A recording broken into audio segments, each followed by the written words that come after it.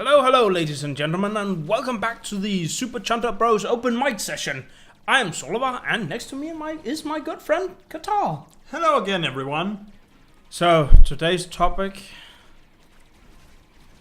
yeah, that jumped. Do you want to read today's topic? It's story time, the beginning of gaming, the first game ever in our childhood. And it's basically about sharing our first interaction with games and how we got into this whole media thing. Yeah, I guess. So, should I start, or do you want to go first? I can start, that's fine. I don't actually remember the first game exactly, but if I had to say my first real interaction with games, so to speak, it was actually playing Warcraft 2 with my big sister. She's like almost a decade older than me, so I was basically sitting next to her and being like, yay, kill the things with the characters and the yay. Being like 6 years old. It was great times. Ended up playing some with her, later ended up playing some on my own. I think it was actually Warcraft 2 that I ended up playing on my own for the first time ever. And being a kid, I was absolutely awful, so I cheated my way through absolutely everything. Thus also learned me the the valuable secret of the cheat code for invincibility in Warcraft 2 does not make you invincible to magic. Magic still kills you. It absolutely fucks you up. Oh, and back then you had gold mines, like in Warcraft 3 and such, yes. But you could kill the gold mines. What?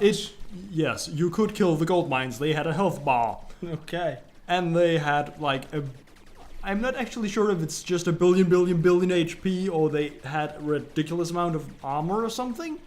But they took forever to kill? They took like 10, 15, 20 minutes, something like that to kill. They took forever. But you could kill them. And I remember specifically sitting in the damn map editor, basically making a map that was like 1 billion gold mines, and was like, you know what, I want to kill all these gold mines, and I spent like an afternoon doing that, because it took that long. And on the orc side, they had Death Knights that back then, instead of being the magical melee fighters, blah, whatever they are today, were just spellcasters and skeletal horses. They could research a magic skill called Hurricane, I believe, which was basically just a giant twister that killed everything around it, quite quickly too, and it moved around randomly, like completely randomly. It was really fucking funny to throw down like 5 of those in a base and just go, ha, everything's dying. And they could kill gold mines. Guess what I did with gold mines and hurricanes? You killed them all. Very slowly. Yeah, that was very funny.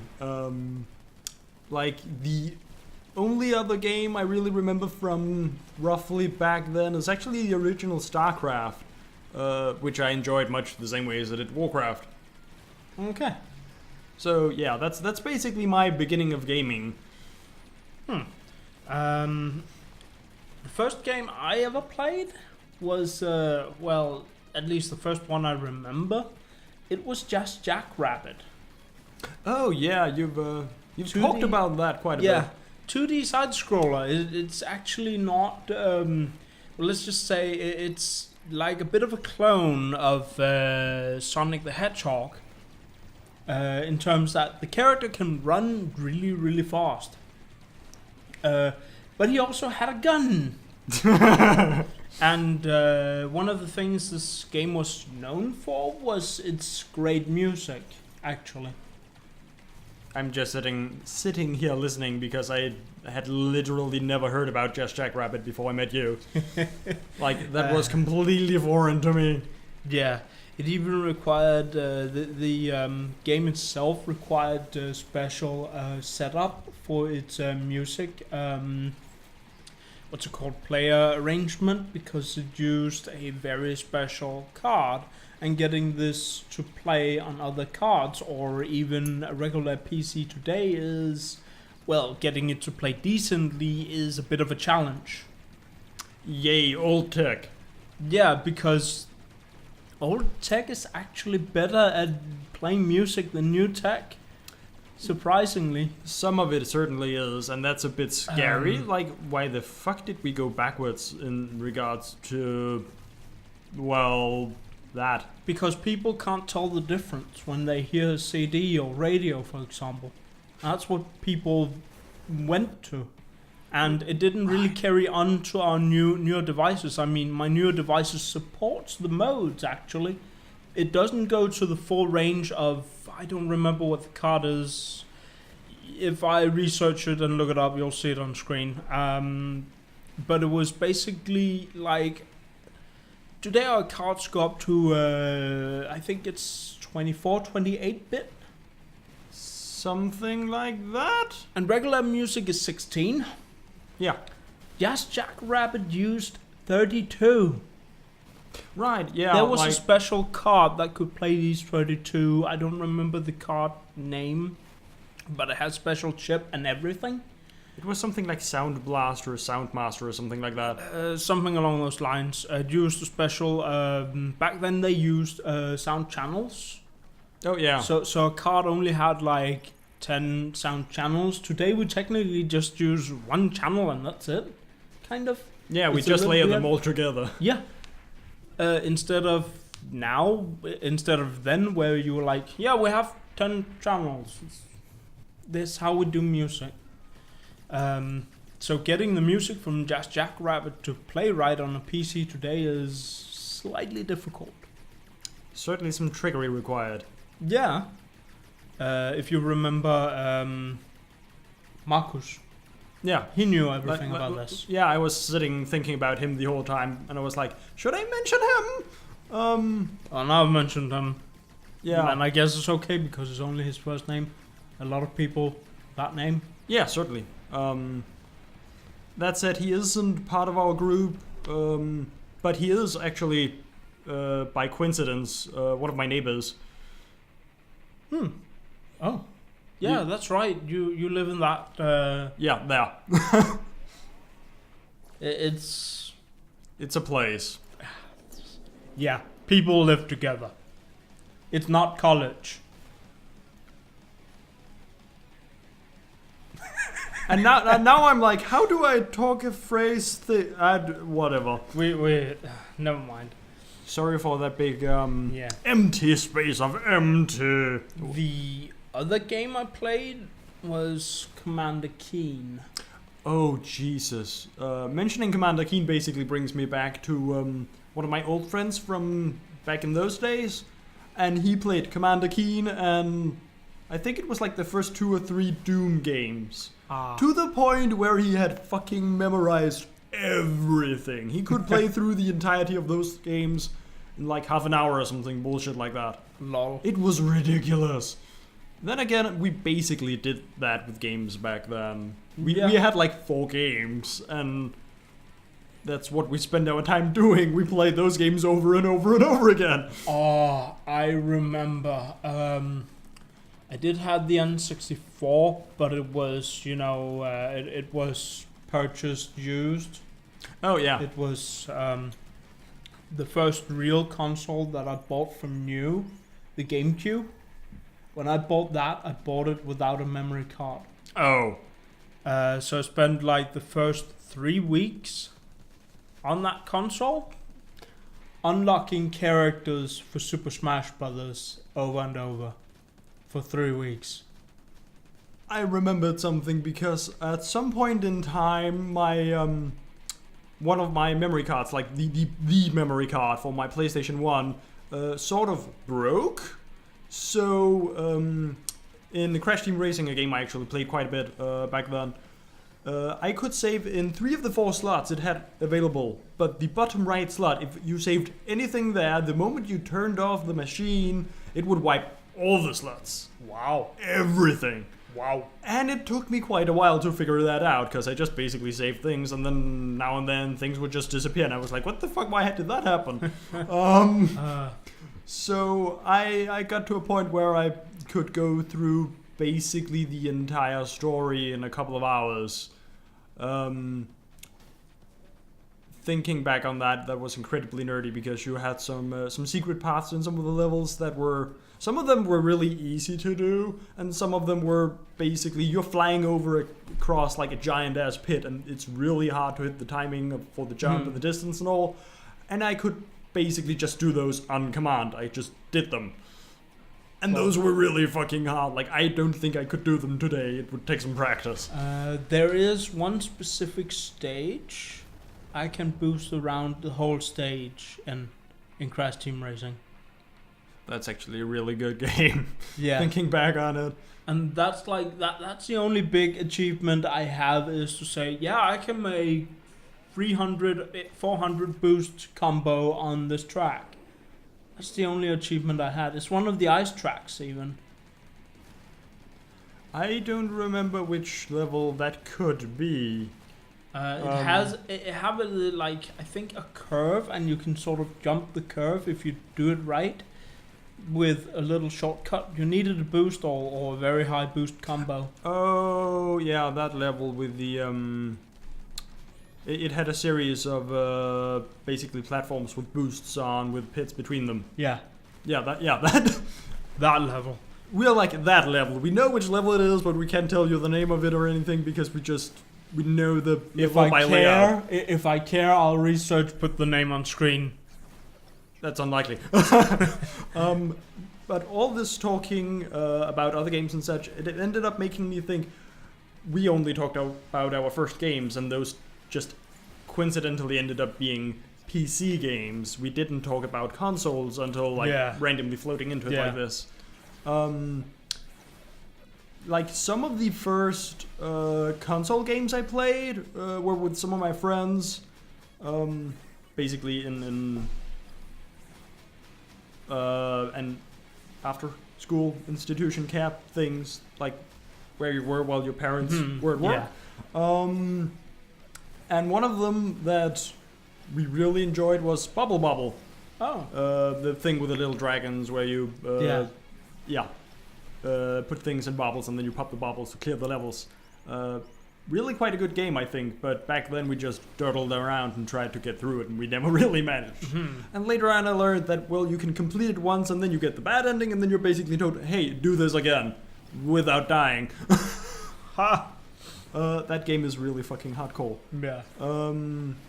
There were a couple of other games we played too, like Crash Bandicoot. Like Crash Bandicoot 3 is probably the Crash game that I absolutely adore the most. Like that game was brilliant too.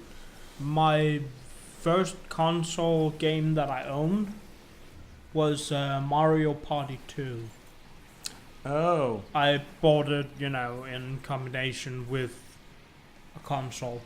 Yeah. Used all of it. I really enjoyed Mario Party 2. It was like the game, but then of course I got the GameCube and Super Smash Brothers. And then you smashed your way to victory. Over and over and over again, and I have never really touched that series much ever. Like, what I have touched of it has been together with you, and well, but basically I never win. Yeah. I have too much playtime in that. You need a lot of work to catch up. Well, to have any real chance, I would need to get a console with it for myself so I could play it in my spare time. And I'm not sure I would actually end up dedicating the time to it because I have a bunch of other things I do. Yeah. Like school. I don't.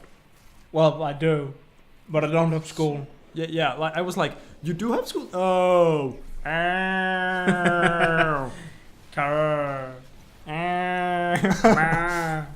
Yeah, we're making sounds now for no reason. We're just being derp. Yeah. We are having fun, okay? Don't judge us. Blah. Yeah, don't judge us. Good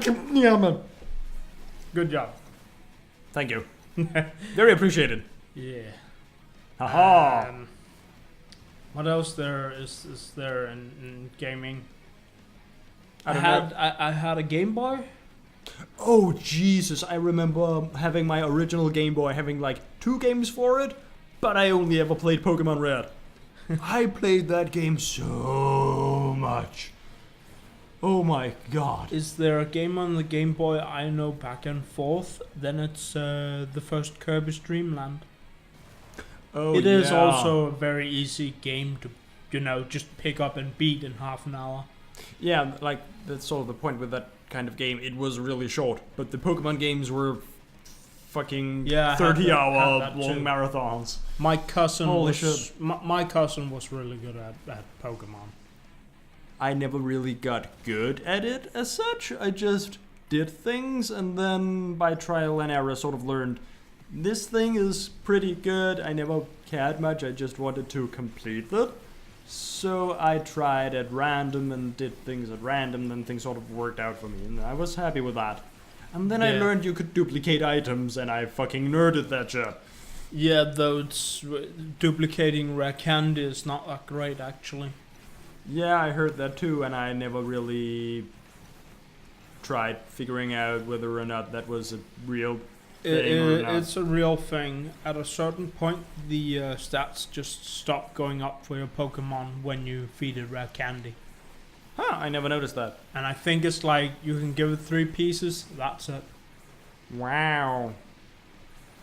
Well then, that certainly lifts some of my many Pokemons. Because I literally tried to get every single Pokemon I could in that game, and I couldn't trade with others because no cable and such. Yeah. But I got every Pokemon I could. Every one of them. I even did the bloody casino gambling thing for like forever. Yeah. Jesus.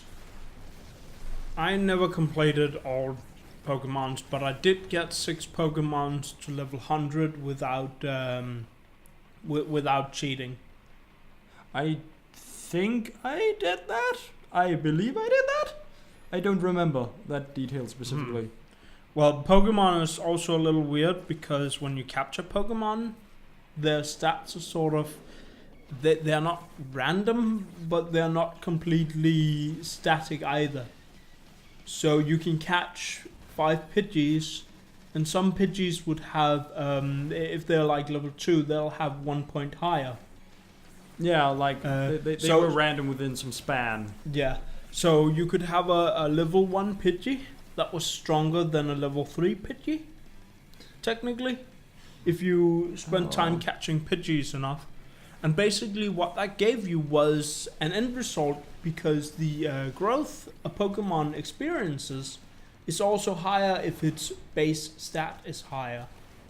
Oh, it grew exponentially compared... It grew based on its original stats, not just something per level. Yeah, and it also had, higher gain because it had more levels than other Pokemons available. Yeah, because it was low level to begin with. Yeah. So that way your level 1 Pidgey with good stats would end up being a level 100 Pidgey with amazing stats. Twice the amount, but I guess like 30 stats higher than others or something like that. I don't remember any of the numbers. Yeah, well, as a kid you didn't pay attention to all the numbers because that was complicated stuff, and you thought, hey, this is a Pokemon. If someone else has the same Pokemon, it's the same Pokemon, right? Basically, not really. Yes. And that's what you thought, but not really. And I remember being like, oh, this thing is good against that thing. Yeah. And those ghost things are bullshit because nothing hurts them except psychic. Yeah. And, kind of. And half the time I ended up being like, what the fuck, that is really super effective against that? That makes no sense. There was a YouTube video series called Retro Rand. Oh yeah, that Pokemon. one. And Mega Punch, that's all you need. Except for one time you maybe need Ice Beam, I guess. Oh Jesus, that video is so ridiculous. You just go Squirtle and you fucking kill everything. Yeah, I looked at it and I kind of tested it. It works. Oh, it's so ridiculously dumb. Like back then, games balance wasn't. They never really cared too much. It's just this works sort of fine. That's good. There was balance. Yeah, sure, there was balance, but not to the point of today where you're like, yeah. Oh, this is slightly better than this other thing. Oh, I have to fix it. No, back then it was like, This is fine, it's close enough, whatever. Some Yeah. random combination we haven't thought of is super extremely overpowered. Well, good luck to people. I guess they found something we didn't intend. Yeah. Good on them. Anyways, I guess that's it about games from our childhood. I would think so, unless we had to go into more weird things. But we've been rambling quite a bit this time again. It's fine. Yeah, 5 minutes longer than usual. Like, roughly 15 minutes ago, I was like, we're about done now, I think. And no, we weren't done. Not at Yeah. all. Not even close. Anyways, thanks for listening and I guess watching. We'll see you in the next open mic. Bye! Bye!